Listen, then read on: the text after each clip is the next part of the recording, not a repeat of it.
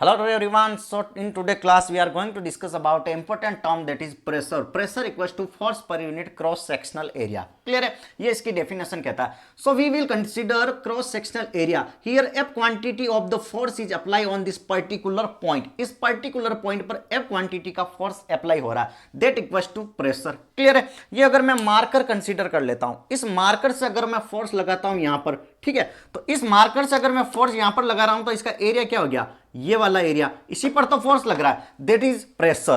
Clear है यहां तक?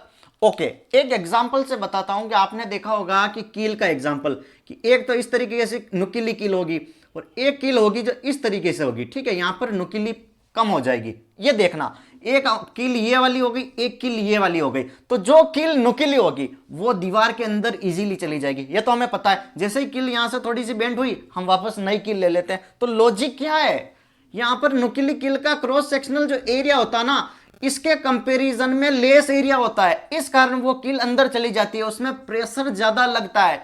ये फॉर्मूले से पता चल रहा है ना कि एरिया कम हुआ तो प्रेशर यहां पर इंक्रीज हो जाएगा. That is simple concept. Clear है यहां पर? दैट इज प्रेशर का कंसेप्ट आपको क्लियर हो गया होगा. अब हम डिस्कस करेंगे that is about the SI unit. तो बार भी होती है, पास्कल भी होती है, न्यूटन पर मीटर स्क्वायर भी होती है, एमएम में कन्वर्ट कर सकते हो, किलोमीटर में कन्वर्ट कर सकते हो, यूनिट को वो आप कर सकते हो. ठीक है, यहां तक क्लियर है प्रेशर का? ओके.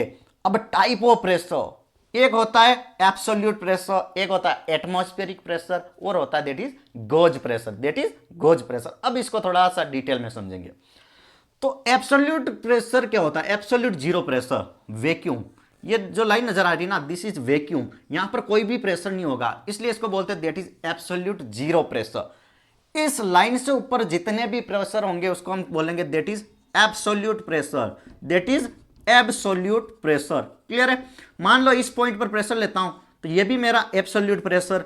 यहां पर आ गया this one is also absolute pressure. लो यहां पर इतनी लाइन खींच दी तो ये this one is also absolute pressure. Clear है? एब्सोल्यूट प्रेशर समझ में आ गया? Okay. Now consider next term that is atmospheric pressure. अब हमारा एटमॉस्फेयर जो सी लेवल होता है ना, इसके ऊपर एयर होती है. क्लियर है? यहां तक क्लियर है? सी लेवल से ऊपर एयर होती है. आसपास हवा नहीं होती है क्या? एयर तो होती है. तो ये जो एयर हमारे एटमॉस्फेयर पर जो प्रेशर लगाती है, हमारे आसपास के एटमॉस्फेयर में जो प्रेशर होता है उसको हम बोलते हैं that is atmospheric pressure. Clear है? That is atmospheric pressure. Okay, तो this one is an atmospheric pressure. ठीक है, तो यहां से अगर मैं कंसीडर करता हूं कि ये हमारा है एटमॉस्फेरिक प्रेशर, इसको एब्सोल्यूट प्रेशर भी बोल सकते हो, नो डाउट, कोई इश्यू नहीं है. अब गेज प्रेशर क्या होता है? तो कह रहा है गेज प्रेशर होता है कि अबव एटमॉस्फेरिक प्रेशर या बिलो एटमॉस्फेरिक प्रेशर, ये जो होता है ना दैट इज गेज प्रेशर. ठीक है, एटमॉस्फेरिक प्रेशर की ये लाइन है, इसके ऊपर अगर मेरा ये चल रहा है दैट इज ये वाला, that is gauge pressure. That is gauge pressure. और इसके नीचे की लाइन में भी जो चल रहा है that is gauge pressure. Clear है? इसको हम बोलेंगे गोज प्रेशर. यहां तक कोई doubt? Okay, that is gauge pressure. यहां से हम कंसीडर कर सकते हैं. ठीक है, तो ये जो ऊपर होगा ना एटमॉस्फेरिक प्रेशर से ऊपर, that is positive gauge pressure. That is positive gauge pressure. और जो एटमॉस्फेरिक प्रेशर से जो नीचे वाली लाइन होगी that is negative goes pressure. That is negative goes pressure. Okay, अब ये इसको हम क्या बोलेंगे? ये भी हमारा एब्सोल्यूट प्रेशर ही होगा, और ये भी हमारा एब्सोल्यूट प्रेशर होगा, ये भी एब्सोल्यूट प्रेशर होगा. तो अब देखो ये भी एब्सोल्यूट प्रेशर है, एटमॉस्फेरिक लाइन से ऊपर चल रहा है, that is positive gauge pressure. तो इसको हम क्या लिख सकते थे? Absolute pressure equal to, absolute pressure equal to, यहां तक तो हमारा चल गया that is atmospheric pressure. Atmospheric pressure plus ये ऊपर वाला ये हमारा क्या हो गया? That is gauge pressure plus positive gauge pressure.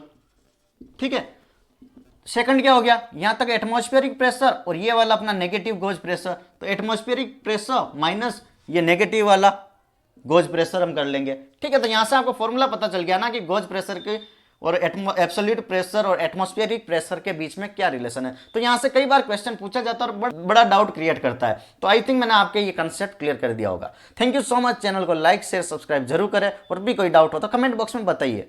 मैं हर एक वीडियो आपके सामने लाने की कोशिश करूंगा. Thank you.